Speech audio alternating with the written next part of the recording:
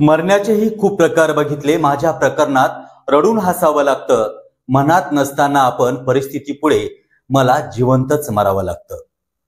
गेला तो जाऊ दे, या वर्षी तरी कर्ज चुकवणार या आशेनं शेतात राबावं लागतं. मनात नसतानाही परिस्थितीपुढे मला जिवंतच मरावं लागतं. आम्हाला अन्नदाता म्हणतात, आम्हाला अन्नदाता म्हणतात हे खरं आहे. आम्हाला अन्नदाता म्हणतात हे खरं आहे. लोकांचं पोट भरून आम्हाला उपाशीच झोपावं लागतं. मनात नसतानाही परिस्थिती पुढे मला जिवंतच मरावं लागतं. आम्हा शेतकऱ्यांचे एवढं दुर्दैव्य स्वतःला संपावं लागतं. मनात नसतानाही परिस्थिती पुढे मला जिवंतच मरावं लागतं. बघितलं की कसे हाल होतात पोरा. चपराशी हो पण शेतकरी होऊ नको. पोराला रडून रडून सांगावं लागतं. मनात नसतानाही परिस्थिती पुढे मला जिवंत मरावं लागतं. गेला तो जाऊ दे, या वर्षी तरी कर्ज चुकवणार या आशेनं शेतात राबावं लागतं. मनात नसतानाही परिस्थिती पुढे मला जिवंतच मरावं लागतं. खरं तर कवितेला अनुसरूनच आमचा आजचा विषय आहे. वळूया आमच्या आजच्या विषयाकडे. पहलगामला आतंकवादी हल्ला झाला, त्यात 26 पर्यटकांचा दुर्दैवी मृत्यू झाला. हे सगळे पर्यटक देशाच्या कानाकोपऱ्यातून आले होते. काश्मीर फिरायला येणारा पर्यटक हा गडगंज संपत्ती असणारच असतो. अशा वेळी या पर्यटकांच्या हल्ल्यात दुर्दैवी मृत्यू झाल्यानंतर काही राजकीय नेत्यांनी तर त्यांना शहीदचा दर्जा द्यावा असंही हट्ट केला. या सगळ्या पर्यटकांना महासागर तर्फे खरंच भावपूर्ण श्रद्धांजली. या हल्ल्यानंतर सरकारने तात्काळ ऑपरेशन सिंदूर राबवलं आणि पाकला धडा शिकवला. हे करणं देखील गरजेचं होतं. पण हेच सरकार एका बाजूला शेतकरी कर्जबाजारी होऊन आत्महत्या करतोय. त्यांची पोरं बाळं रस्त्यावरती येतात. जगण्यासाठी काहीच मार्ग उपलब्ध नसतो. त्या शेतकऱ्यांच्या पत्नीला डोक्यावरचं कुंकू पुसावं लागतं. अशा शेतकऱ्यांच्या पत्नीसाठी हेच सरकार ऑपरेशन सिंदूर का बरं राबवत नाही हा प्रश्न मात्र पडतो. जो शेतकरी देशाचा पोशिंदा आहे, ज्याच्यावरती नेहमीच अलंकारिक शब्दात खूप साऱ्या उपाध्या दिल्या जातात, तोच शेतकरी आज डोळ्यात अश्रू घेऊन सरकारकडे नेहमी आशेनं पाहत असतो. पण याकडे सरकारचं लक्ष नाही. याच वर्षी जानेवारी ते मार्च 2025 दरम्यान केवळ मराठवाड्यातच शेतकरी आत्महत्यांमध्ये जवळपास 32% वाढ झाल्याचं वृत्त आहे. तर आजच्या घडीला राज्यात हवामान बदल, ओला कोरडा दुष्काळ, नापीक आणि कर्जबाजारीमुळे गेल्या वर्षी जवळपास रोज सरासरी 7 प्रमाणे वर्षभरात 2706 शेतकऱ्यांनी आत्महत्या केल्या. छत्रपती संभाजीनगर, अमरावती विभागात शेतकरी आत्महत्याची स्थिती तर गंभीर आहे. उदाहरण द्यायचं झालं तर 13 मार्च 2025 ला राज्य पुरस्कार प्राप्त युवा शेतकरी कैलास अर्जुन नागरे यांनी आपल्या शेतात विषारी औषध घेऊन आपलं आयुष्य संपवलं. याच शेतकऱ्याने आपल्या काही मागण्या घेऊन डिसेंबर महिन्यात 10 दिवस अन्न त्याग आंदोलनही केलं होतं. आत्महत्यापूर्वी या शेतकऱ्यांनी 4 पानी चिठ्ठी लिहून ठेवली. शेवटी हेच सांगायचं आहे की निवडणुकीपूर्वी आमचं सरकार आलं तर कर्जमाफी करू असं बोलून जे सत्तेत आले त्यांना शेतकऱ्यांचे अश्रू का दिसत नाही. पुन्हा तुमच्या आशीर्वादानं आपलं सरकार आलं तर शेतकऱ्यांची कर्जमाफी देखील या ठिकाणी आपलं सरकार करणार आहे. माझ्या बळीराजाला, शेतकऱ्याला पूर्ण कर्जमाफी देण्याचा निर्णय आपण घेतला. आणि जे पहलगाम मध्ये घडलं तिथे सरकार खडबडून जागी होतं आणि ऑपरेशन सिंदूर राबवतं. तर हेच ऑपरेशन सिंदूर आत्महत्या केलेल्या बळीराजांच्या पत्नीसाठी का बरं राबवत नाही हा आमचा विषय आहे. नमस्कार, तुमचं सगळ्यांचं आमच्या या कार्यक्रमात आज हार्दिक स्वागत आहे. विशेष म्हणजे ऑपरेशन सिंदूर हे आत्महत्याग्रस्त शेतकऱ्यांच्या पत्नीसाठी का नाही हा आजचा आपला प्रमुख विषय आहे. आजच्या विषयामध्ये आपल्यासोबत सहभागी झाले आहेत महाराष्ट्र द्राक्ष बागायत संघाचे अध्यक्ष कैलास भोसले सर, ते नाशिकवरून सहभागी झाले आहेत. त्याचबरोबर शेतकरी नेते तथा वरिष्ठ पत्रकार प्रकाश कोरे सर देखील आपल्यासोबत जॉईन झाले आहेत. त्याचबरोबर माजी संधी अधिकारी पुरुषोत्तम गावंडे सर आहेत आणि त्याचबरोबर प्राध्यापक जयंत महाजन सर आहेत, जे वरिष्ठ पत्रकार तथा राजकीय विश्लेषक म्हणून आहेत. आपल्या सर्वांचं पुन्हा एकदा आमच्या या कार्यक्रमात हार्दिक स्वागत आहे. मी पहिले येतो शेतकरी नेते प्रकाश कोरे सर तुमच्याकडे. सगळ्यात महत्वाचा मुद्दा, ज्या पद्धतीने यापूर्वी आपण पाहिलं की जेव्हा स्मारक आता जवळपास ऑपरेशन सिंदूर करण्यात आलं, त्याच्यामध्ये त्यांना शहीद व्हायचा दर्जा द्यावा हे देखील या ठिकाणी घोषणा काही करण्यात आल्या होत्या. पण आज सकाळची नुकतीच जी घोषणा झाली आहे, या 26 पर्यटकांचं स्मारक बांधणार अशी घोषणा झाली आहे. कोरे सर, काय सांगाल तुम्ही की देशामध्ये एका साईडला शेतकऱ्यांच्या आत्महत्या वाढत आहेत, तिकडे सरकारचं लक्ष नाही, पण कुठल्याही गोष्टीचा इव्हेंट या ठिकाणी केला. एक लक्षात घ्या, सध्याच्या घडीला बसलेलं सरकार जे आहे त्या सरकारचं ते काहीही काम करत असले तरी ते फक्त इव्हेंट मॅनेजमेंटची टीम त्यांच्याकडे आहे, एक समजून घ्या. त्याच्यामुळे त्या इव्हेंट मॅनेजमेंटच्या टीमला काहीही करायचं असलं म्हणजे मग ती रामाची मूर्ती बसवायचं असो, नाहीतर मग तिथे कुठं संसद भवनाचं उद्घाटन करायचं असो, किंवा नाहीतर मग आता इथलं हे पहलगाम करायचं असो, तर याचे म्हणजे आता शेकड्याने उदाहरणं देता येतील, त्याच्यामध्ये आपला वेळ जाईल. मात्र एक पहिले समजून घ्या की हे बसलेलं जे सरकार आहे हे जुमला सरकार आहे. आणि एक लक्षात घ्या की हे काही भाजप सरकार नाही. आपल्याला वाटतं भाजप सरकार जे होतं ते अटल बिहारी वाजपेयींचं, आणि ते इतके संवेदनशील होते तर त्यांनी म्हटलं होतं की एक खासदार त्यावेळेला कमी पडला म्हणून त्यांचं सरकार गेलं होतं, आणि त्यांना अशी ऑफर झाली होती की आपण काही खासदार इतर पक्षातले घेऊ. तर अटल बिहारी वाजपेयींचं ते भाषण जे आहे ते फार गाजलेलं भाषण आहे कि अगर इस तरीके से मुझे सत्ता मिलती है तो ऐसे सत्ता को मैं चिमटे से छूना भी पसंत नहीं करूंगा. तर कुठं ते भाजपचं सरकार तत्वशील, आणि आताच हे मुळामध्ये भाजपचे सर्व तत्वज्ञान गुंडाळून भाषणात गुंडाळून फेकून दिलेलं सरकार. तर हे भाजप सरकार नाही आहे, हे अमोशा सरकार आहे, अमोशा. तर अमोशा म्हणजे काय, तर अडाणी, मोदी आणि शहा असं सरकार आहे. त्याच्यामुळे यांची आयडिओलॉजी वेगळी आहे. हा पहिला एक विषय आपण समजून घेतला पाहिजे. आपल्याला हा काही एपिसोड केवळ राजकारणावर संपवायचा नाही आहे. मूळ विषय आपला आहे शेतकरी आणि त्यांच्या आत्महत्या आणि त्याच्या संदर्भात होत असलेली दुर्दशा. तर एक लक्षात घ्या, साधं आणि सरळ असं आहे की हे याचं जे काही यांनी इव्हेंट केला, मुळामध्ये अतिरेकी खरंच आले होते का, त्यांनी तिथल्या पर्यटकांना मारलं का, हा एक शोधाचा मुद्दा आहे. त्याच्याबद्दल सरकारने अजूनही काही जबाब दिलेला नाही, स्पष्टीकरण केलेलं नाही. आणि आज जवळपास 1 महिना 1.5 महिना होऊन गेल्यानंतरही केवळ 6 की 4 अतिरेकी आले होते, त्यांना अजून पकडू शकलेलं नाही. त्या पुलवामा मधले अजूनही जे काही यांनी घडलं ते आरडीएक्स कोणी आणलं, कोणाची गाडी काय वगैरे याचाही खुलासा सरकारने केलेला नाहीये. तर त्या दृष्टिकोनातून गोष्ट अशी आहे समजून घेणे की त्यामुळे हे जे काही झालं हे सरकारने त्यावेळेला सध्याच्या घडीला गेल्या 2-3 महिन्यामध्ये जे सरकारच्या अंगावर येत असलेले अनेक मुद्दे आहेत ते जे सरकारच्या अंगावर येत होते, तर ते अंगावर येत असलेले मुद्दे सरकारला टाळायचे होते. त्या दृष्टिकोनातून सरकारने हे स्वतः घडवून आणलं अशी बऱ्याच लोकांमध्ये चर्चा आहे आणि त्याला तथ्य आहेत बरीचशी. तर त्यामुळे आपण पहिले एक समजून घेतलं पाहिजे की हे जे काही अनेक मुद्दे असतात, जसं आपण नेहमी म्हणतो ना की एखादी रेषा जर लहान करायची असली तर काय करायला पाहिजे, तर त्याच्या रेषेच्या बाजूला जो हुशार मनुष्य असतो काय करतो, बाजूला दुसरी मोठी रेषा काढतो, म्हणजे ही रेषा लहान होऊन जाते. तशाच पद्धतीने त्यावेळेचे जे काही अनेक पेटलेले मुद्दे होते, ज्याच्यामध्ये वक्फ बिल असेल त्यावर सुप्रीम कोर्टामध्ये त्यांनी स्टे दिला, आणि त्याच्यानंतर त्याचे जे खासदार होते निशिकांत दुबे, त्यांनी ज्या पद्धतीने वाह्यात स्टेटमेंट केली कोर्टाच्या संदर्भामध्ये वगैरे, आणि भरीला भर म्हणून आपले राष्ट्रपती धनखडजी त्यांनी सुद्धा म्हटलं की संसद बडी आहे की संविधान बडा आहे वगैरे, आणि त्याच्यावर अत्यंत खालच्या भाषेमध्ये ज्या पद्धतीने चर्चा चालू होती त्याच्यावर सुप्रीम कोर्टाने संज्ञान घेतलं आणि यांना फटकारलं. त्याचबरोबर ह्या महाराष्ट्राच्या निवडणुकीमध्ये जवळपास 67 लाख मतदार वाढले, जादुई पद्धतीने वाढले, 1 कोटीत वाढले जवळपास. आणि त्याच्या संदर्भामध्ये जे विरोधी पक्ष म्हणून काँग्रेसने जे काही प्रश्न उपस्थित केले होते तर त्याच्यावर सरकारकडे किंवा इलेक्शन कमिशनरकडे काही उत्तर नव्हतं, किंवा त्यांनी म्हटलं बा आमच्याकडे डेटा उपलब्ध नाही आहे. तर सुप्रीम कोर्टाने त्यांना सुनावलं. असे अनेक प्रकरणं, जवळपास 30-40 प्रकरणं अशी होती की जी सरकारच्या अंगावर आली होती, त्याच्यावर सरकारची उत्तरं नव्हती. त्याच्यावर बोलायचं काय, तर मग आता तोच विषय मी तुम्हाला सांगितला की लहान रेषा करायची असली काय मोठी काढा, म्हणून मग त्यांनी हे असं सध्या केलं. आता तो प्रश्न तुम्ही उपस्थित केला, जो त्या दिवशी मी तुमच्याशी एका वेगळ्या चर्चेमध्ये बोलत असताना म्हटलं होतं की हे जे 26 लोकांसाठी एवढं मोठं यांनी हे केलं, तर 26 लोक जे तिथं फिरायला गेले हे तर काय म्हणतात त्याला एन्जॉयमेंट करायला, पिकनिक मनवायला किंवा काश्मीरचं सौंदर्य बघायला गेले होते.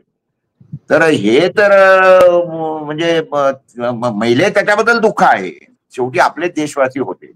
त्याच्यामुळे ते सरकारने मारले की आतंकवाद्यांनी मारले तो पुढे चर्चेला किंवा तो विषय पुढे येईल. मात्र त्या 26 लोकांसाठी यांनी एवढी नौटंकी केली की त्यांच्या बायकांच्या डोक्यावरचं सिंदूर मिटलं म्हणून आम्ही त्यांच्यावर हे ऑपरेशन सिंदूर करतो वगैरे हे त्यांनी नौटंकी केली. नंतर ती थांबवल्या गेली किंवा ट्रम्पनी कान पिसक्या दिल्या वगैरे, तोही विषय आपण बाजूला ठेवू. म्हणून मग मी त्याला म्हटलं की 26 लोकांसाठी तुम्ही एवढं करता, पण तुमची पोटं भरायसाठी या देशातील शेतकरी म्हणजे नागरिकांचे, या देशामध्ये लोकांना खायला अन्न नव्हतं, जहाजातून म्हणजे शिप टू माउथ होतं किंवा फार्म टू माउथ होतं, त्या देशाची गोडाऊनच या शेतकऱ्यांनी भरून दिली भीम पराक्रम करून. आणि तुमची पोटं भरता भरता, सरकारची गोडाऊन भरता भरता शेतकऱ्यांना शेवटी अशी दिवस आली की जो बँकेत डिपॉझिट ठेवणारा शेतकरी होता तो आता कर्ज काढायला लागला आणि कर्ज फेडता येत नाही म्हणून मग मानहानी होते म्हणून आत्महत्या करायला लागला. 6 लाख शेतकऱ्यांनी आत्महत्या केल्यात म्हणजे हौतात्म्य पत्करला. तर ज्यांनी हौतात्म्य पत्करलेले आहे, ज्यांच्या बायकांच्या कपाळावर कुंकू पुसल्या गेलेलं आहे, त्यांच्याकरता सरकारकडे काय उत्तर आहे? जे 13, 14, 15 लाख शेतकरी 13 महिने बसले तिकडे पंजाबच्या सीमेवर, 750 शेतकरी मेले, 6 शेतकरी, तर त्यांच्याही बायकांच्या कपाळावर सिंदूर गेलं ना, मग त्यांच्याकडे सरकार काय करतात? तर हे अत्यंत गंभीर प्रश्न आहेत. आणि हे केवळ एवढ्यासाठी होतं की शेतकरी हा शेतकरी म्हणून मतदान करत नाही. शेतकरी हा या लोकांनी जातीमध्ये विभागलाय, पिकांमध्ये विभागला, प्रदेशांमध्ये विभागला आहे आणि त्याच्यामुळे विविध समस्यांनी तो ग्रस्त आहे. आणि मनुष्य तोच काहीतरी विचार देऊ शकतो की ज्याचं अर्थकारण बिघडलेलं नाही आहे, जो स्थिरस्थावर आहे. आपण एवढ्या चर्चा का करतो मोठ्या मोठ्या? कारण किमान आपण स्थिरस्थावर बसलेलो आहोत, चर्चा करतोय, तुमच्या माझ्या खिशामध्ये पैसे आहेत, खाण्यापिण्याची भारांत नाही आहे म्हणून आपल्याला एवढ्या गोष्टी सुचत आहे. अरे पण तो शेतकरी की ज्याला माझा आजचा कसा भागेल, आजचं सायंकाळ कसा भागेल, तर तो शेतकरी बिचारा या सगळ्या संदर्भात बोलू शकत नाही. त्याच्यामुळे त्याला या लोकांनी इतकं काही गुंतवून टाकलं आहे धर्मामध्ये, जातीमध्ये, पिकांमध्ये. म्हणून सरकारला माहिती आहे की हा काही आपलं वाकडं करू शकत नाही. हा जेव्हा मतदान येतो त्यावेळेला तो एकतर जातीवर करतो किंवा कोणी माझा मनुष्य उभा आहे म्हणून करतो, धर्मावर करतो, जिंदाबाद मुर्दाबादवर करतो, रामावर करतो. हे माहिती असल्यामुळे ते याच्यावर दुर्लक्ष करतात. ज्या दिवशी सरकारला हे दिसेल की आता आपलं काही चालत नाही, शेतकरी ज्या दिवशी जागृत होईल तो खरा सुधीर राहील असं मला म्हणायचं. अगदी सर, अगदी अतिशय महत्वाची माहिती तुम्ही या ठिकाणी सांगली आहेत. विशेष म्हणजे बोरे सरांना आणखी एका चॅनलवरती डिबेट असल्यामुळे त्यांना 1 वाजता जायचं होतं म्हणून आपण त्यांना पहिला हा प्रश्न विचारला. खरं तर आपण बोलतोय आता महाराष्ट्राचे बागायतदार संघाचे जे अध्यक्ष आहेत, शेतकरी म्हणून सगळ्यात महत्वाचा प्रश्न तुम्हाला की ज्या पद्धतीने ऑपरेशन सिंदूर हे राबवलं गेलं त्याच्यामध्ये आपण पाहिलंय की 26 जे पर्यटक होते त्यांच्या बायकांच्या डोक्यावरचं कुंकू पुसल्या गेलं म्हणून ऑपरेशन सिंदूर राबवलं. तुम्हाला काय सांगायचंय कैलास भोसले साहेब, सध्याची जी शेतकऱ्यांची परिस्थिती आहे अतिशय दयनीय आहे. कधी पाऊस, कधी वारा, कधी ह्या सगळ्या गोष्टीमध्ये शेतकरी नेहमीच भरडला जातोय. काय सांगाल की सध्याचं आत्महत्याचं वाढणारं प्रमाण आणि सरकारची भूमिका काय बोल? सर्वांना नमस्कार. ऑपरेशन सिंदूर ज्याप्रमाणे जसं जम्मू काश्मीरमध्ये ऑपरेशन सिंदूर पहलगाम मध्ये जे झालं त्याच्यासाठी ते ऑपरेशन सिंदूर कसं सक्सेस झालं यासाठी खासदारांचे शिष्टमंडळ जसे आपण परदेशात सगळीकडे पाठवून आणि ऑपरेशन सिंदूरचं आपण जे काही महत्व पटवतो, आमचं म्हणणं असं आहे असंच ऑपरेशन सिंदूर ज्या आत्महत्याग्रस्त महिला त्यांच्या घरी हे असं शिष्टमंडळ पहिलं तिथं पाठवून आपण पहिलं त्या शेतकऱ्यांनी आत्महत्या का केली, त्या शेतकऱ्यांच्या महिलांची अडचण काय आहे, त्या आत्महत्याग्रस्त कुटुंबासाठी खासदारांचे असे शिष्टमंडळ आपल्या राज्यामध्ये किंवा देशामध्ये जिथं जिथं आत्महत्या होत असतात तिथे पाठवून सरकारने याच्या अगोदर तिथे पाठवून आणि त्यांचा प्रश्न खरा म्हणजे मार्गी लावायला पाहिजे होता. आणि त्याच्यामध्ये ज्या महिलांच्या आत्महत्याग्रस्त महिलांचं जे काही त्यांना ज्या सुविधा द्यायला पाहिजे होत्या सरकारकडून त्या मोठ्या प्रमाणात त्या कुठे मिळताना दिसत नाही. आणि सीमेवरती जसे बरेच आपले सैनिक हे सीमेवरती भारताची सुरक्षा करत असतात, त्या शहीद होत असतात आणि ते सैनिक त्या सीमेवरती आपल्यासाठी लढा देत असताना ज्यावेळी ते शहीद होतात त्या शहीद झालेल्या महिलांसाठी व त्यांच्या कुटुंबासाठी ज्या काही सुविधा सरकार पुरवतं त्या सुविधा आपल्या शेतकऱ्यांच्या आत्महत्याग्रस्त महिलांना सरकारने ती पुरवायला पाहिजे. विशेषतः त्याच्यामध्ये सगळी कर्जमाफी असेल त्या आत्महत्याग्रस्तांची ती पूर्णपणे कर्जमाफी केली पाहिजे. आणि शेतामध्ये अवेळी झालेला पाऊस आपण बघतोय, त्याच्यामुळे सगळीकडे अवकाळी पाऊस पडतोय, कुठेही शेतकऱ्यांना बाजारभाव मिळत नाही. त्या महिलांना ज्यांचे पती गेले, त्यांची शेती करण्यासाठी कुणी नसतं, त्यांची मुलं असतील, त्या मुलांना शिक्षण दिलं पाहिजे, त्या मुलांना नोकरी दिली पाहिजे. आत्महत्याग्रस्त जशा 6 लाखापर्यंत आतापर्यंत ज्या देशामध्ये आत्महत्या आतापर्यंत झालेल्या आहे, या वर्षाची आत्महत्या 2700 पर्यंत ज्या काही आत्महत्या झालेल्या आहे, हे अतिशय भारतीय शेतकऱ्यांसाठी ही दुःखद घटना आहे. आणि एका बाजूने बळीराजाला म्हणायचं बळीराजा आणि दुसऱ्या बाजूने त्याचाच बळी घेतला जातो. आपण जय जवान जय किसानचा नारा देत भारताची आतापर्यंत जी काही घोषणा आहे जय जवान जय किसान, आणि तो जय जवान जय किसान बाजूला राहिला. पहिलं सुरुवातीच्या काळामध्ये उत्तम शेती, मध्यम व्यापार, कनिष्ठ शेती, उत्तम शेती जसं म्हटलं जायचं, त्याप्रमाणे ते आता ते वाक्य दुर्लक्षित झालेलं आहे.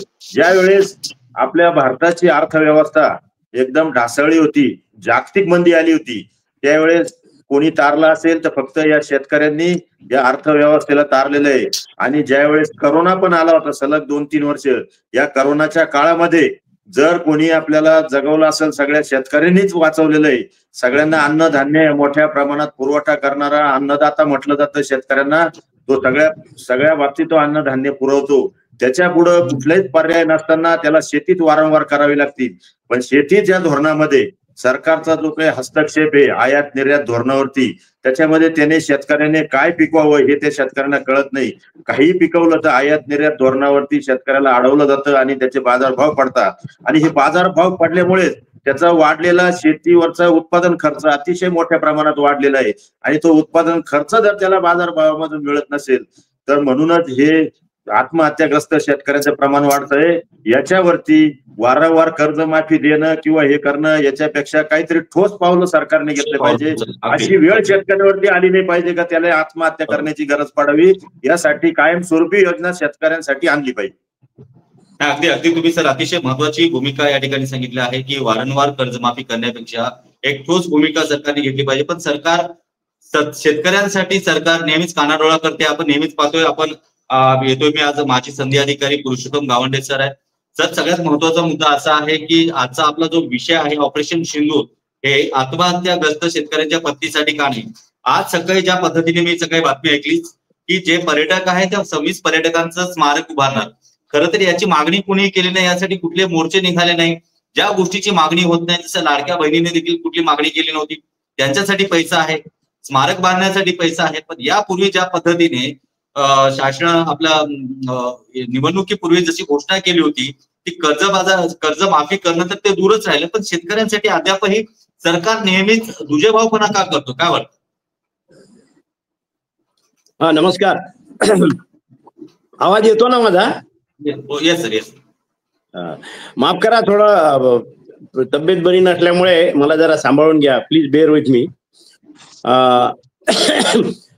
मुद्दा असा आहे की आपण हा जो विषय निवडला त्याच्यासाठी खरं तर आपलं अभिनंदन केलं पाहिजे की पहलगामच्या हल्ल्यामध्ये झालेला जो दुर्दैवी मृत्यू आहे त्याचा तुलना आपण शेतकऱ्यांच्या आत्महत्येशी केली. खरं तर 2 वेगवेगळ्या गोष्टी आहेत या. मुख्य म्हणजे पहलगामचा हल्ला जो आहे तो एक घातपात होता किंवा अपघात होता असं म्हणू आपण.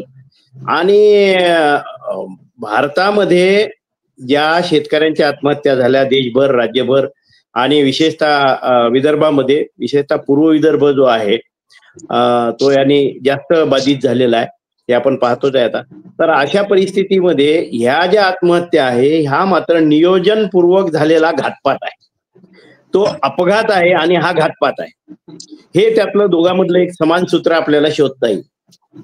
आत्महत्याच्या आकड्यांच्या बाबतीमध्ये बऱ्यापैकी गोंधळ आहे की 30 वर्षात 4 लाख आत्महत्या झाल्या किंवा 25 वर्षात 10 लाख आत्महत्या झाल्या. सरकारी आकड्यानुसार मागील 10 वर्षामध्ये 1,12,000 आत्महत्या झाल्या. अशी वेगवेगळे आकडे, म्हणजे स्टॅटिस्टिका नावाची एक संस्था आहे किंवा NCRB ते आकडे आहेत किंवा टाटा इन्स्टिट्यूट ऑफ सोशल सायन्सेसचे आकडे आहेत. तफावत आहे बरी. पण आपण प्रत्यक्षात आज पाहतो की विदर्भामधल्या 11 जिल्ह्यात दररोज 12 आत्महत्या होतात सरासरी.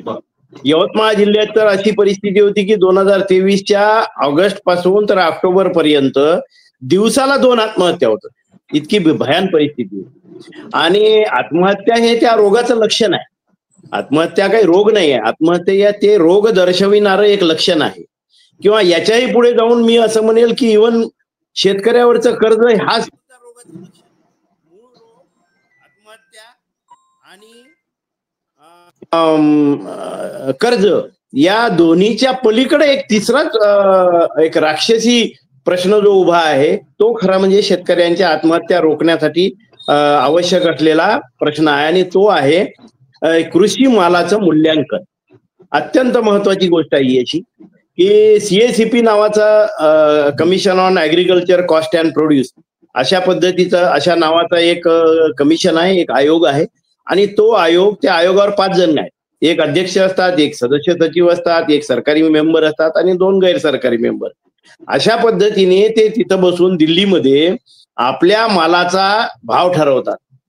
अर्थात त्या भाव ठरवण्यालाही तसा प्रॅक्टिकली काही अर्थ नाही आहे, कारण यांनी एमएसपी कुठलाही डिक्लेअर केला तरी प्रत्यक्ष बाजारावर त्याचा काहीच प्रभाव पडत नाही. आता यावर्षी पहा, 4,892 रुपये सोयाबीनचा एमएसपी होता. शेतकऱ्याच्या पदरात काय पडलं? शेतकऱ्यांचा जवळजवळ 80% माल हा 3200 ते 3400 रुपयांनी गेला. म्हणजे शेतकरी नागवला गेला ना. सरकारनं मान्य केलेल्या चुकीच्या आकड्यावरीनुसार सुद्धा शेतकऱ्याला 25% कमी पैसे मिळाले. कापसाचंही तसंच आहे. 7,100 मला वाटतं 7,150 हा त्याचा एमएसपी होता छोट्या आखूड धाग्याच्या कापसाचा आणि 7,518 हा लांब धाग्याच्या कापसाचा. काय मिळालं यंदा? आणि या साऱ्या प्रकारामुळे बरं असं आपण म्हणू शकत नाही की बाबा मार्केटमध्ये दर आहे आणि त्याच्यामुळे हे पैसे तुम्हाला मिळतात, कमी पैसे मिळतात, शेतकरी नागावला जातो तो मार्केटमुळे, सरकारला काय घेणं देणं, असा युक्तिवाद करता येऊ शकला असता सरकारला. सरकार बाजूला हात बांधून उभं राहिलं असतं तरी आमची काही हरकत नव्हती. बरोबर, आम्ही आमचा लढा लढलो असतो. परंतु सरकार मध्ये मध्ये हस्तक्षेप करतं. 22 असे ऍग्रिकल्चर कमोडिटीज आहे, कृषी मालाचे भाग आहेत की ज्याच्या बाबतीमध्ये सरकार भारताच्या अंतर्गत साठा रेग्युलेट करतं. कांदा 50 रुपये झाला की सरकार एंट्री करतं आणि तो 5 रुपयावर आला की सरकार पळून जात. बरोबर. हे असं का होतं? प्रत्यक्षामध्ये आज परिस्थिती अशी आहे की लागवडीचा खर्च इतका वाढलेला आहे, शेतकरी मेटाकुटीत आलेला आहे. म्हणजे 1 एकर सोयाबीनच्या शेतावर काम करताना त्याला कमीत कमी 18,000 ते 20,000 रुपये खर्च येतो. तुम्ही अनुभवी आहात सर्वजण, तुम्हाला लक्षात येईल. प्रत्यक्षामध्ये तुम्ही त्याला जो बाजारभाव मिळतो आहात त्या बाजारभावानं त्याला त्या लावलेल्या लागवडीपेक्षाही कमी पैसे मिळतात. कसा जगेल? मग या साऱ्या तुमच्या हस्तक्षेपामुळे जर निर्माण होणारं कर्ज असेल तर ते कर्ज तुम्ही किमान एकदा तरी, म्हणजे कर्जमाफी हा उपाय नाही हे मी पुन्हा पुन्हा सांगतो, ती आमची मागणीही नसावी, कायमस्वरूपी मागणी नसावी. परंतु आता ती मागणी याच्यासाठी आहे की हे अक्युम्युलेटेड लॉसेस आहे. कर्ज, शेतकऱ्यावरचं कर्ज हा अक्युम्युलेटेड लॉस आहे. बरं, सरकारच्या ते कयात आहे, असं नाही की सरकार हे करूच शकणार नाही. मी आकडेवारीसह सांगतो. हे बघा, भारत सरकारचं बजेट 50 लाख कोटीचं आहे आणि भारत सरकारवर एकूण असलेलं कर्ज 215 लाख कोटी आहे. राष्ट्रीय आंतरराष्ट्रीय कर्ज. यातला शेतकऱ्याचा कर्जाचा वाटा किती आहे? हो, फक्त 8.5 लाख कोटी आहे. आणि या 8.5 लाख कोटी मधले जरा निगेटिव्ह लिस्ट वगळली तर खरे छोटे शेतकरी, गरीब शेतकरी, गरजू शेतकरी जे पात्र आहे कर्जमाफीसाठी अशी जर यादी तयार केली तर 1.5-2 लाख कोटीचं काम आहे. होय, एवढ्या 1.5-2 लाख कोटीमध्ये जर दररोज मरणारा शेतकरी तुम्हाला वाचवता येत असेल तर किती पुण्याचं काम आहे ते. सरकारला थोडंसं हे डोकं जागेवर ठेवून विचार करायला पाहिजे. महाराष्ट्राचं बघा, महाराष्ट्रातल्या शेतकऱ्यावर 2,63,000 कोटी कर्ज आहे. याच्यातली निगेटिव्ह लिस्ट जर म्हणजे मोठे शेतकरी, सरकारी अधिकारी वगैरे वगैरे, व्यापारी, इन्कम टॅक्स पेअर वगळले तर फक्त 75,000 कोटीचं काम आहे. सरकार त्या लाडकी बहीण सारख्या म्हणजे अतिशय चुकीच्या आणि बोगस योजनेवरती केवळ मतासाठी तयार केलेली ती योजना आहे हे त्यांनाही माहिती आहे. गालातल्या गालात हसत असतील हे लोक सरकारी योजना तयार करणारे की आम्ही कसं मूर्ख बनवलं लोकांना. लाडकी बहीण म्हणून घरोघर आपली लाच वाटली. ही लाच आहे. ही वेगळ्या शब्दामध्ये तुम्ही सरकारी खजिन्यातून लोकांना दिलेली लाच आहे मतासाठी. फक्त तुम्ही त्याला आवेष्टन असं दिलेलं आहे, त्याला रॅपिंग असं केलेलं आहे की बाबा ही फार मोठी योजना आहे. ही योजना वगैरे काही नाही. आणि त्या योजनेवर तुम्ही 50,000 कोटी खर्च करता. हे एकदाच शेतकऱ्याकडे जरा बघा ना. हे सारं करता येणं सरकारला शक्य आहे. एका खात्यावर 10,000 कोटी रुपये सरकारने यावर्षी वाढवले. 2025-26च्या बजेटमध्ये महिला आणि बालकल्याण या विभागावर 10,000 कोटी सरकारने वाढवले. 4-5 खात्यावरचे पैसे जर असे थोडे थोडे छाटले ना, तर अख्ख्या महाराष्ट्रावरची गरजू शेतकऱ्यांची, पूर्ण शेतकऱ्याची होणार नाही, परंतु पूर्ण कर्जमाफी होऊ शकते. शेतकऱ्याच्या आत्महत्या थांबू शकतात. हे एवढं सरळ साधं आहे. परंतु प्रायोरिटी याला म्हणतात की मुळात सरकारमध्ये बसलेल्या लोकांना हे कळलं पाहिजे की आपली प्रायोरिटी काय. सुरुवातीला आपल्याला मदत कुणाला करायची आहे, बुडतो कोण, मरतो कोण, त्याला वाचवा. परंतु यांच्या प्रायोरिटी जे आहे ते मोठमोठे महामार्ग तयार करायचे आहे. कशासाठी महामार्ग करतात? हे शक्तीपीठ नावाचा महामार्ग 1,00,000 कोटीचा कशासाठी करतात? ज्यावेळी त्या महामार्गाच्या आजूबाजूला दुसरा एक फार मोठा महामार्ग आत्ताचा असलेला जो आहे नागपूर बोरी तुळजापूर, हा महामार्ग अस्तित्वात आहे. त्याच्या 2-4 किलोमीटर इकडून तिकडून हे महामार्ग काढत आहे. सर्व जगाला माहिती आहे हे पैसे खाण्यासाठीचा हा कार्यक्रम आहे हा. आणि अशा गोष्टीवर जर तुम्ही पैसे खर्च करत असाल आणि त्याऐवजी खरं जे काम आहे शेतकऱ्यांना वाचवणारं त्याला हात द्यायला तुम्ही जर तयार नसाल तर ते काय, हे कुठं फेडाल पाप? हे किती पैसा खाल? 78,000 कोटीचा जो समृद्धी महामार्ग आहे त्याचं आंतरराष्ट्रीय मूल्यांकन करा. मी तुम्हाला दाव्याने सांगतो त्याच्या एकूण खर्चाच्या 25 ते 30% जास्त त्याचं मूल्यांकनच होणार नाही. कुठं गेला हा वरचा 60-70% पैसा? एवढी मोठी भूक आहे का तुमची? अरे बाबा, ते वाचवायचे सिंदूर जर, तर हे दररोज पुसल्या जाणारे सिंदूरही वाचवा ना. खूप महत्वाची माहिती म्हणजे पॉलिटिसायझेशन करता, त्या प्रश्नाचं राजकीयीकरण करता, भांडवल करता सारं. ठीक आहे, गुपचूप करा ना. मिलिटरी ऍक्टिव्हिटीज या स्वतंत्र आहे, राजकीय कार्यक्रम हे स्वतंत्र आहे, विकासाचे कार्यक्रम हे स्वतंत्र आहे. मेरे खूनो रगों में सिंदूर बह रहा है, हा हे काय सलीम जावेदचा पिक्चर आहे का? काय डायलॉग बाजी? म्हणजे तीनपाट एखाद्या सी ग्रेड मधल्या एखाद्या सिनेमाच्या नटांनी बोलायचे डायलॉग बोलायला लागले तुम्ही. काय गरज आहे अशी? आणि प्रत्यक्ष काम जिथं आहे, जिथं तुम्हाला तिथं जाऊन पहलगामच्या त्या लोकांचे अश्रू पुसायचे आहे, त्यावेळी त्या बिहारमध्ये पळून जाता राजकीय भाषणासाठी. सर्वपक्षीय ज्यावेळी बैठक होते त्यावेळी केरळला पळून जाता त्या अडाणीला बंदर द्यायला. ही संतापजनक गोष्ट आहे. भारतातले शेतकरी एक तर सहनशील आहे, नाही तर मूर्ख आहे. या दोनपैकी एक काहीतरी आहेत ते. खूप चांगली माहिती दिली सर तुम्ही आमच्या ह्या अत्यंत दुर्दैवी गोष्ट आहे. अत्यंत दुर्दैवी. हे पहा साहेब, शेवटचं असं वाक्य बोलतो मी की कुठल्याही संवेदनशील माणसाला देशामध्ये चाललेला हा जो खेळ आहे, सरकारी पैशाची उधळपट्टी आणि महत्वाच्या आणि योग्य अशा प्रश्नाकडे होत असलेलं दुर्लक्ष, विशेषतः शेतकऱ्याला मारणं, या गोष्टीसाठी जर तुमच्या झोपा उडल्या नाही तर तुम्ही भारतीय नागरिक, संवेदनशील भारतीय नागरिक नाही. अतिशय सुंदर ही व्याख्या सांगितली सर तुम्ही की आज ज्या पद्धतीने शेतकऱ्यांचं मरण होतं पण याकडे सरकारचं दुर्लक्ष आहे. आपल्यासोबत या ठिकाणी जोडल्या गेले आहेत नाशिकचे वरिष्ठ पत्रकार तथा राजकीय विश्लेषक जयंत महाजन सर. खरं तर या विषयावरती तुम्ही खूप छान लिखाण केलं. आता हा सगळ्यात मोठा प्रश्न आहे की ज्या पद्धतीने आता एवढी चर्चासत्र झाली, याच्यामध्ये प्रकाश पोहरे सरांनी त्यांचं मत मांडलं, याच्यामध्ये पुरुषोत्तम गावंडे सरांनी अतिशय सुंदर माहिती दिली आहे. यामध्ये फक्त एक महत्वाचा मुद्दा मला सांगा की ज्या पद्धतीने शेतकऱ्याकडे दुर्लक्ष होत आहे, हे शेतकऱ्याचं दुर्लक्ष जाणून बुजून केलं जातं का? काय वाटतं? या देशामध्ये एक दुर्दैव असं आहे की शेतकऱ्यांना गांभीर्याने घ्यायलाच कुणी तयार नाही. म्हणजे फक्त त्याला एक गोंडस नावं देऊन ठेवलेले, बळीराजा, जगाचा पोशिंदा, हे सगळं गोंडस नावं दिलेले आहे. आणि या गोंडस नावाखाली त्याला फक्त एक उंची दिलेली आहे, पण प्रत्यक्षात त्याच्या हातात काहीच येत नाही. शेतकरी भिकारी कसा राहील याचं अशा पद्धतीचं नियोजन झाल्यासारखं वाटतं. खरं म्हणजे सांगा बरं, कृषी प्रधान अर्थव्यवस्था, कृषी प्रधान देश, संपूर्ण देशाची अर्थव्यवस्था शेतीवर अवलंबून आहे, पण शेतकरी मात्र कोणावर अवलंबून आहे? आज गेल्या काही दिवसांपासून 5-7 दिवसापासून अवकाळी पाऊस सुरू झालेला आहे. काय अवस्था वाईट आहे. शेतकऱ्यांकडे लक्ष द्यायलाच कोणाला वेळ नाही.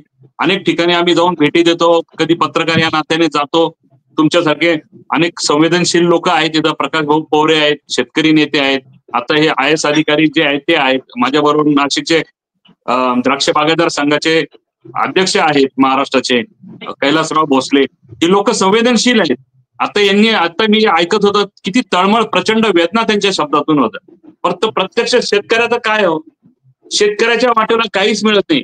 पीक मोठ्या प्रमाणावर आणलं, कांद्याचं उत्पादन मोठ्या प्रमाणावर झालं, धान्य चांगल्या प्रकारचे भाव कोसळतो, आणि ज्या वेळेस भाव बऱ्यापैकी असतो त्यावेळेस त्याच्याकडे कोणत्याही पद्धतीचं उत्पादन नसतं.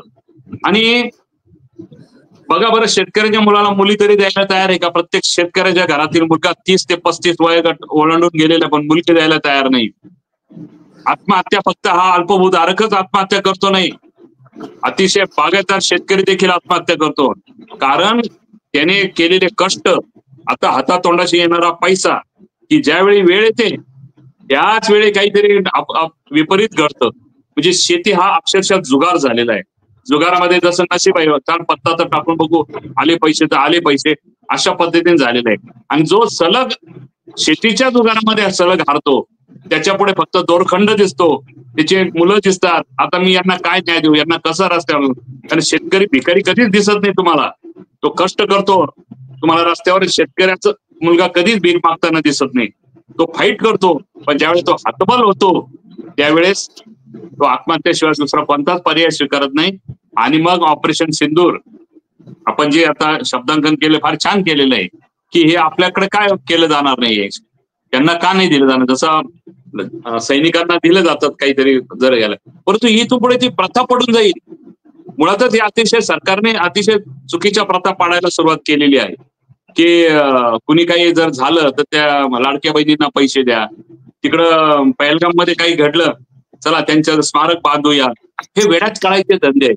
प्रत्यक्ष शेतकऱ्याच्या हातात काय जातं? काहीही जात नाही.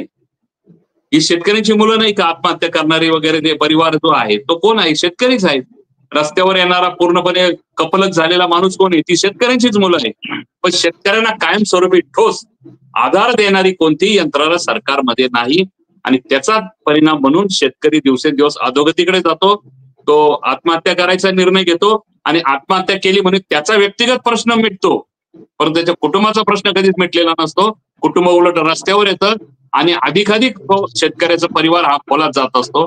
त्यामुळे ऑपरेशन सिंदूरची गरज आहे खरं, परंतु मदत केली ही गोष्ट वेगळी. आणि मग आपण आत्महत्या केली तर आपल्या परिवाराला कुणीतरी पैसे देईल, 1 लाख 4 लाख 5 लाख निधी देईल, आणि मग पुढची पिढीवर चालेल, हे देखील चांगलं नाहीये. तर या बाबतीत सरकारनेच गांभीर्याने घेतलं पाहिजे, आणि त्या बाबतीत ठोस निर्णय घेतला पाहिजे. महाजन सर, तुम्ही अतिशय सुंदर माहिती दिली आहे की यामध्ये खरं तर जो शेतकरी असतो, जो आत्महत्या करतो, त्याला वाटतं की मेल्यानंतर तरी काही मदत मिळेल, पण सरकार एवढं निष्ठुर आहे की मेल्यानंतर ही मदत पोहोचत नाही. ज्या पद्धतीने मी कैलास भोसले साहेब तुमच्याकडे पुन्हा एकदा येतो, तुम्ही खरं तर एक द्राक्ष बागायतदार संघाचे तुम्ही अध्यक्ष आहात. महत्वाचा मुद्दा असा असतो की तुम्ही एक शेतकरी आहात. ज्या पद्धतीने निसर्गाचं रूप बदलतं त्या पद्धतीने बऱ्याच वेळेला शेतकऱ्यांना त्या परिस्थितीला तोंड द्यावं लागतं. पण महत्वाचा मुद्दा कृषी मंत्री तुमच्याच परिसरातील आहेत. काय वाटतंय की कृषी मंत्र्याकडनं तुम्हाला काय अपेक्षा आहेत, कारण महाराष्ट्राचा निर्णय त्यांच्या हाती आहे? निश्चितच कृषी मंत्री आमच्या नाशिक भागातले कृषी मंत्री आहे. निश्चितच मी द्राक्ष बागायतदार संघाचं जरी नेतृत्व करत असलो राज्याचं, पण माझा अनेक फळांच्या बाबतीत अभ्यास आहे, इतर पिकांचा सर्व अभ्यास आहे, सगळे मित्र माझे त्यामधले आहे. आणि शेतकऱ्यांच्या जो काही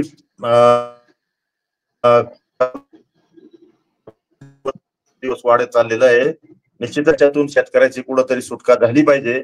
आणि आता अवकाळी पाऊस, गारपीटग्रस्त शेतकरी, याच्यामधून सर्व शेतकऱ्यांच्या बँका थकलेल्या आहेत, आणि त्यामध्ये त्यांना कर्ज पण आता पिकासाठी उपलब्ध होत नाही, पीक कर्ज मिळत नाही. आणि सावकारी कर्ज त्यांना घ्यावं लागतं. बँकेमध्ये जर गेलं तर ओटीएसच्या नावाखाली एक चांगली गोंडस स्कीम त्यांनी आणलेली आहे आणि सांगता तुम्ही ओटीएस करा, आम्ही तुम्हाला परत पैसे कर्ज उपलब्ध करून देऊ. आणि सिबिल स्कोरच्या नावाखाली परत त्या शेतकऱ्याला अडवलं जातं. आज राज्याचे मुख्यमंत्र्यांनी पण घोषणा केलेली आहे आता मागच्या आठवड्यामध्ये, सिबिल स्कोरच्या नावाखाली जर कोणी अडवणूक करत असेल तर कायदेशीर कारवाई करण्यात येईल. निश्चितच त्या बैठकीला राज्य आपले कृषी मंत्री पण हजर होते. कृषी मंत्र्यांनी त्याच्यामध्ये तो निर्णय घेतलेला आहे मुख्यमंत्र्यांना सांगून. निश्चितच ते जर धोरणाची अंमलबजावणी झाली तर शेतकऱ्याचे कुठंतरी पीक कर्ज मिळेल आणि त्याच्यातून त्याची सोडवणूक होईल. आणि निश्चितच बघा, शेती कर्जामध्ये आता मी फळबागा बऱ्याचशा बघत असतो. फळबागांचं उत्पादन खर्च फार मोठ्या प्रमाणात वाढलेला आहे. खतं असतील, औषधं असतील, मजुरीची समस्या असेल. मजूर आपल्याला वाटत असेल फार मोठी भयंकर आपली जरी लोकसंख्या वाढत असेल, पण शेतावरती मात्र मजूर मिळत नाही काम करायला. मजुरांची समस्या मोठ्या प्रमाणात झालेली आहे. शेतकऱ्यांची एक धारणा झाली का मजूर आम्हाला न मिळण्यामागचं कारण कदाचित लाडकी बहीण पण असू शकते योजना आणि राशनच्या दुकानामधून मिळणारं धान्य, अशी शेतकरी माझ्याजवळ बोलत असता नेहमी. आता त्याच्यात सत्यता ही पडताळून पाहावं लागेल. आणि निश्चितच याच्यामध्ये आता आम्ही कृषी मंत्र्यांना पण सांगितलेलं आहे का जीएसटी हा शेतकऱ्यांकडून मोठ्या प्रमाणामध्ये घेतला जातो. बघा, आपल्याकडे नोकरी करणारे लोक असतील, शहरातले लोक असतील, व्यापारी वर्ग असेल, उद्योजक असेल, या सर्वांना असं वाटत असतं की आम्ही मोठ्या प्रमाणामध्ये इन्कम टॅक्स हा सरकारला देत असतो. पण तो इन्कम टॅक्स देत असताना त्यांना पिकाची, त्यांच्या उत्पादकाची हमी असते. त्यांनी जे प्रोडक्ट केलेलं त्याची हमी मिळते. ते विकल्यानंतर ते त्याच्यामधून जीएसटी भरता. नोकरी करणारे इन्कम टॅक्स जरी देत असले तर त्यांना त्यांचा पगार झाल्यानंतर तो इन्कम टॅक्स भरत असता. पण शेतकरी मात्र त्याचं कुठलंही पीक हातात येण्याच्या अगोदर जीएसटी भरतो. खतासाठी भरतो, औषधासाठी भरतो, ट्रॅक्टर असेल, ड्रीप असेल, ज्या काही सुविधा शेतकऱ्याला घ्याव्या लागतात त्या सगळ्यांवरती जीएसटी भरतो. म्हणजे काय झालं, एक प्रकारे तो इन्कम टॅक्सच भरतो. म्हणजे कोणाला वाटत असेल शहरवासियांना का इन्कम टॅक्स हा सगळ्यात पहिला भरत असेल जीएसटीच्या रूपाने, हा शेतकरी भरत असतो. त्याच्यावरचा उत्पादन खर्च कमी झाला पाहिजे. मी तुम्हाला एक थोडीशी आकडेवारी देतो. आता द्राक्ष बागायतदार संघाच्या माध्यमातून आम्ही एक केंद्राची संस्था आहे मांजरीला, पुणे येथे. आम्ही किती जीएसटी सरकारला भरतो 1 एकर द्राक्षासाठी, त्यांच्याकडून आम्ही काढून घेतलाय मागच्या 5 वर्षापूर्वी. ऑथोराइज आहे आमच्याकडे, त्याचं डिटेल आहे. आणि 1 एकरचा द्राक्षाचा शेतकरी एका एकरला 50,000 रुपये 5 वर्षापूर्वी जीएसटी भरत होता. तर एका एकरचा जीएसटी जर 50,000 रुपये तो भरत असतो तर राज्यामध्ये 4 ते 4.5 लाख एकर द्राक्षाचं क्षेत्र आहे.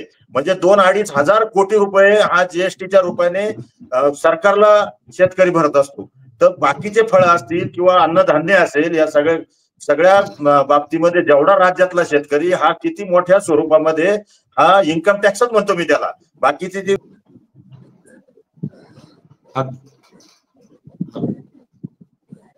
हॅलो सर, तुमचा आवाज बंद झालाय. गावंडे साहेब, मी तुमच्याकडे येतोय. अतिशय महत्वाची माहिती भोसले सर देत होते. नेटवर्कच्या याच्यामध्ये प्रॉब्लेम असेल बहुतेक कदाचित. सर गावंडे साहेब, मी तुम्हाला एक महत्वाचा मुद्दा शेवटचा हा विचारतो. आपली चर्चा संपत आलेली आहे. मुद्दा हाच आहे की सध्या ज्या पद्धतीने ज्या गोष्टीची मागणी होत नाही त्या गोष्टी सरकार देण्याचा नेहमीच प्रयत्न करत असते. पण तुम्ही यापूर्वी देखील लढा देत होता शेतकऱ्यांच्या बाजूने. तुमची पुढची भूमिका काय असेल? कारण सरकारने तर थेट या वर्षी त्यांना कर्जमाफी भेटणार का नाही याची कुठेही शाश्वती दिली नाहीये. शेतकरी हैराण आहे. आता पुन्हा एकदा पाऊस पडला, पुन्हा शेती सुरू झाली आहे. पुन्हा शेती करण्यासाठी जो लागणारा पैसा आहे तो शेतकऱ्यांकडे नाही आहे. बँका कर्ज देत नाहीत. काय वाटतं तुम्हाला? शेतकऱ्यांसाठीचा जो लढा आहे तो मुख्यतः आपल्याला 2 पातळीवर लढावा लागेल. आम्ही आता किसान ब्रिगेडच्या माध्यमातून, मी किसान ब्रिगेडचा महाराष्ट्र प्रदेशाध्यक्ष आहे. प्रकाश भाऊ पोरे त्याचे संस्थापक अध्यक्ष आहेत, राष्ट्रीय अध्यक्ष आहेत. तर पोरे साहेबांच्या नेतृत्वाखाली महाराष्ट्रभर आपण हे अभियान राबवतो आहे. हे अभियान राबवताना आपण कर्जमाफीचा प्रश्न हाताशी घेतला. आता कर्जमाफीचा प्रश्न नक्की काय, आम्हाला बरेचदा असं विचारण्यात येते की कर्जमाफी हे उत्तर आहे का शेतकऱ्यांच्या समस्येवरचं. तर त्याचं खरं उत्तर असं आहे की हे खरं उत्तर नाही आहे. म्हणजे कर्जमाफीने शेतकऱ्याचा प्रश्न कायमस्वरूपी सुटेल असं आम्हाला वाटत नाही. याचं उदाहरण तुम्हाला जर द्यायचं तर असं मी सांगेन की समजा कॅन्सरचा पेशंट आहे आणि त्याला कॅन्सरची जखम झालेली आहे आणि दिसते आहे ती आपल्याला, तो विवळतो आहे. आता या कॅन्सरवरचे उपचार, रेडिएशन थेरपी, किमोथेरपी हे वेगळे आहे, ते तर केलेच पाहिजे, तर ते आपला लॉंग टर्म गोल आहे. परंतु प्रत्यक्षामध्ये आता जर त्याची आग होत असेल, त्याला जर वेदना होत असेल, तर तिथं थोडंसं मलम लावणं आवश्यक आहे की नाही. तर हे मलम लावण्याचा, मलमपट्टीचा हा प्रकार आहे की बाबा एकदाच याच्यावर झालेलं जे कर्ज आहे ते तुमच्या चुकीच्या धोरणाने झालेलं असल्यामुळे ते एकदा वाईप आउट करा, ते काढून टाका आणि नंतर कायमस्वरूपी हा कर्जामध्ये फसणार नाही अशी उपाययोजना करा. हे सरकारला सहज शक्य आहे. दोन अतिशय महत्वाचा मुद्दा.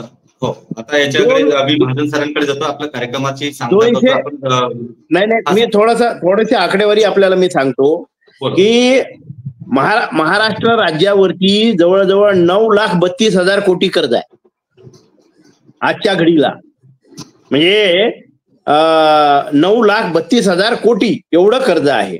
आणि त्यापैकी जर शेतकऱ्यांच्या या वर्षीच्या कर्जासाठी जर विचार करायचा झाला तर तो विचार हा साधारणतः 70-75 हजार कोटी मध्ये हे सारं काम होऊ शकते. पण सरकारला काय करावं लागेल की आपल्या प्रायोरिटीज बदलाव्या लागतील. आपला शेतकऱ्यांकडे पाहायचा दृष्टिकोन बदलावा लागेल. विकास कामं वगैरे तुम्ही जे म्हणता ना ते थोडंसं थांबवावं लागेल. हे आता हे मंत्रालयामध्ये सारे तुम्ही जर का मंत्रालयात गेलात आणि कुठल्याही माणसाला दंड धरून विचारलं तुम्ही थांबवून की बाबा कशासाठी आला, तर त्याच्यात तोंडी एकच शब्द असतो, निधी. म्हणजे मला माझ्याकडे निधी न्यायचा आहे, याच्यासाठी सारा महाराष्ट्र पेटलेला आहे. हे थोडासा निधीचा कार्यक्रम थोडा थांबवला, मंत्र्यांना आमदारांना थोडंसं थांबवलं, तुम्ही निधी न्या बाबा पण थोडंसं थांबा, तुम्हाला जिकडे निधी न्यायचा आहे त्याच्याऐवजी हा निधी शेतकरी कर्जमुक्तीकडे वळवूया आणि नंतर पुन्हा पुढच्या वर्षीपासून तुमचा कार्यक्रम परत सुरू करा नव्या दमानी. असं जर का मुख्यमंत्र्यांनी अधिकारवाणीने या लोकांना सांगितलं आणि या प्रायोरिटीज जर बदलवल्या, हा फार मूलभूत प्रश्न आहे, मोठा प्रश्न आहे, ही काही सोपी गोष्ट नाही. हा निर्णय फक्त आणि फक्त मुख्यमंत्री घेऊ शकतात. माझं त्यांना आवाहन आहे की कृपा करून, ते तज्ज्ञ आहेत, त्यांना अंदाजपत्रकावरती त्यांची पकड आहे.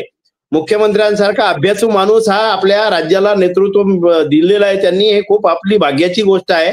फक्त त्या नेतृत्वाला जरा सद्भावनेची जर जोड मिळाली आणि त्यांनी जर मनात आणलं तर शेतकऱ्यावरचं यावर्षीचं कर्ज कमी होईल. आणि राहिला प्रश्न दुसरा जो कायमस्वरूपी शेतकऱ्याची समस्या मिटवण्याचा, तर तो केंद्र सरकारच्या अखत्यारीतला आहे.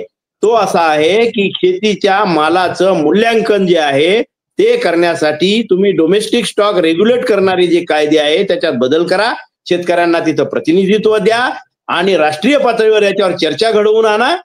त्याच्यानंतर तुम्ही जर का धोरणात आमूलाग्र बदल करून MSP, त्याच्यानंतर त्याला खरेदीचं पाठबळ आणि एक्झिम पॉलिसी ज्याला म्हणतात की इम्पोर्ट एक्सपोर्ट, त्या इम्पोर्ट एक्सपोर्ट पॉलिसीचा शेतकऱ्याच्या हिताच्या दृष्टीने केलेला वापर, या गोष्टी जर तुम्ही अंमलात आणल्या तर शेतकऱ्याचा प्रश्न कायमस्वरूपी सुद्धा मिटू शकेल. हा लढा आपल्याला लढावा लागेल 2 पातळीवरचा, ते लढायला आम्ही सज्ज आहोत. अगदी हा लढा अतिशय महत्वाचा लढा आहे आणि शेतकऱ्याच्या बाजूने कोणीतरी लढतं हे पाहून खरंच छान वाटलं. आता आपण प्रश्न आपले चर्चासत्र संपवण्यापूर्वी महाजन सर जाता जर तुम्हाला छोटासा एक प्रश्न विचारायचा आहे की आज तुम्ही सातत्यानं लिखाण करताय, त्या लिखाणामध्ये तुमची तळमळ दिसतं, पण सगळ्यात मोठा मुद्दा एक आहे की शेतकऱ्याला सध्या पीक कर्ज भेटत नाहीये. आता पेरण्या सुरू झाल्या आहेत, खरं तर यावर मृग नक्षत्र देखील मान्सून पूर्वी आलाय. या सगळ्या गोष्टी असताना शेतकऱ्यांच्या संदर्भामध्ये काय उपाययोजना शासनाने करायला पाहिजे, काय वाटतं मला? नाही, शासनाकडे उपाययोजना आहे, पण त्याची अंमलबजावणी करण्यासाठी जे निकष असतात ते निकष अतिशय कठोर असतात आणि ते शेतकरी नेमका त्या निकषात बसत नाही. मुळातच सहकारी बँका, जिल्हा सहकारी बँका होत्या, त्यांचं कंबड मोडलेलं आहे. आधीचं कर्ज त्याच्यात आता जरी मुख्यमंत्र्यांनी त्यांनी शेतकऱ्यांना सिबिल वगैरे या संदर्भामध्ये घोषणा केल्या असल्या तरी पण प्रत्यक्षात काम करणाऱ्या माणसाला अशा कोणत्याही सूचना पोहोचलेल्या नसतात. शेतकरी आत्महत्या केव्हा करतो? त्याला प्रचंड उत्पादन झाल्यानंतर तो त्याच्या पहिले टार्गेट ठरलेले असतात. तो पहिला खर्च मुलाबाळांच्या शिक्षणासाठी देतो, दुसरा मुलाबाळांच्या लग्नासाठी देतो. प्रत्यक्षात इन्व्हेस्टमेंट करायच्या त्या ठिकाणी जिथं करायला पाहिजे त्यावेळी त्याच्याकडे पैसा नसतो. मध्यंतरी कृषी मंत्र्यांनी काही वक्तव्य केल्यानंतर महाराष्ट्रामध्ये थोडासा असंतोष झाला होता, परंतु एकही वाक्य त्यांचं असत्य नव्हतं. कृषी मंत्री अतिशय स्वतः शेतकरी आहेत, त्यांच्याकडून शब्द जे गेले होते त्या शब्दाचं फक्त भांडवल झालेलं आहे.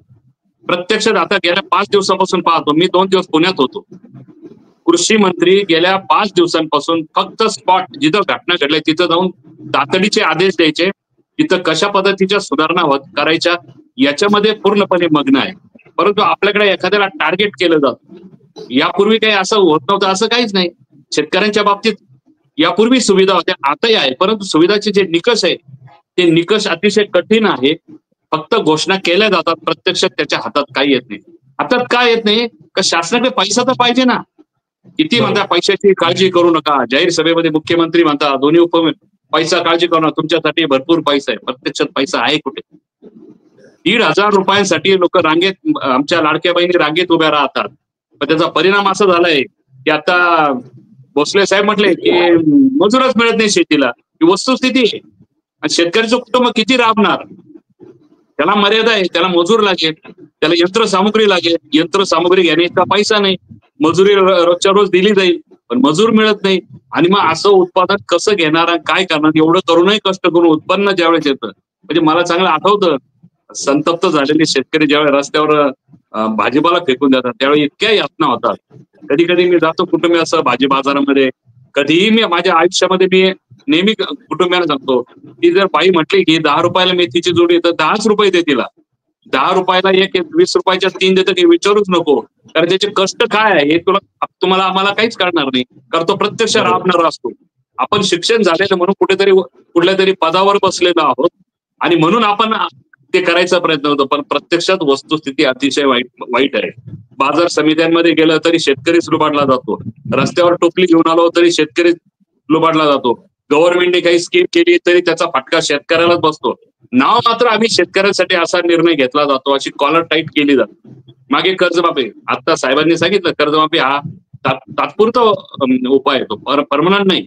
शेतकरी कायमस्वरूपी उभा राहील. एक लक्षात घ्या, शेतकऱ्याला 12ही महिने पाणी आणि 12ही महिने वीज जर मिळाली तो आयुष्यात कोणाकडे भीक मागणार नाही. भीक म्हणजे सरकारकडे कुठली स्कीम देऊ नका, मला भाव ठरवून द्या. माझा भाव जर मला एकदा मिळाला तर मी त्या पद्धतीप्रमाणे मी जीवन जगू शकेल. शेतकरी एखाद्या जिल्हाधिकाऱ्याप्रमाणे जीवन जगू शकेल. पण होतं असे गमत, माझ्या सिन्नर तालुका अतिशय दुष्काळी आहे नाशिक जिल्ह्यातला. मी त्या तालुक्यामध्ये शेतकऱ्यांच्या मुलामुळे महाविद्यालयीन शिक्षण घ्यायला जातो. किती जमीन आहे विचारलं तर तो सांगायचा का सर माझ्याकडे 50 एकर जमीन. अरे वा छान आहे, मग तू तर फार श्रीमंत आहे. आणि अर्न अँड लर्न स्कीम मध्ये तो काम करायचा. कमवा आणि शिका योजना, त्याला म्हटलं अरे तुझी 50 एकर शेती, पण सर येतं कुठं काय त्याच्यामध्ये? पाणी नाही, लाईट नाही आणि बाजारात भाव नाही.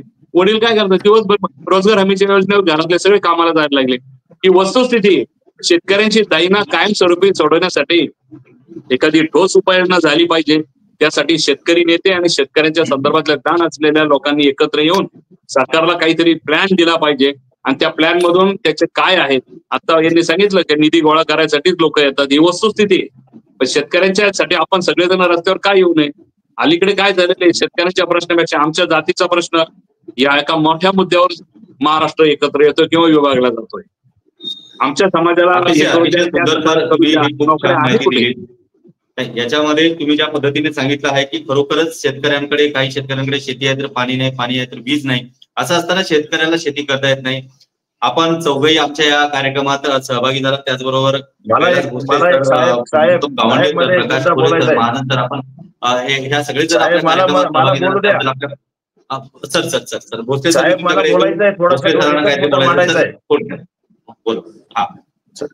मी थोडक्यात मुद्दा मांडतो. बोला. तुम्ही विचारल्यानंतर मी कृषी मंत्र्याच्या बाबतीमध्ये, तुमच्या भागातले कृषी मंत्री त्याबद्दल तुम्ही काय सांगाल, त्याच्यामध्ये आवाज गेला होता.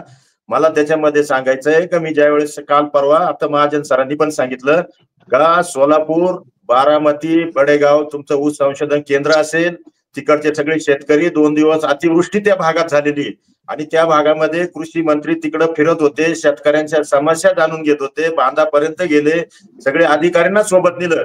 गरज पडल्यास त्यांनी GR बाबतीमध्ये काही अधिकाऱ्यांनी उल्लेख केला, फोन केले त्यांनी तिथून वरिष्ठांना, सचिवांना फोन केले आणि GR बदलण्याची वेळ आली तरी चालेल, पण हे असं या पद्धतीने झालं पाहिजे.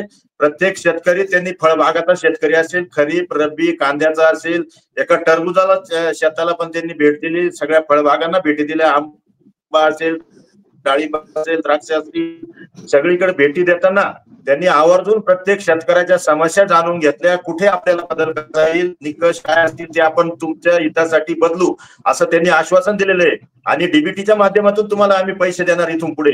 लॉटरी पद्धत जी होती अनुदान देण्याची, ती लॉटरी पद्धत त्यांनी बंद केली आणि त्याचा आताच नुकताच मागच्या 4-5 दिवसापासून शेतकऱ्यांना लॉटरी पद्धत बंद झाल्यानंतर जो पहिला असेल फर्स्ट कप असेल त्यांना ते अनुदान पण मिळायला लागलं आणि शेतकऱ्यांना त्यांच्या तिथे जाऊन समस्या जाणून घेऊन स्वतःचा नंबर त्यांनी दिला, मोबाईल नंबर.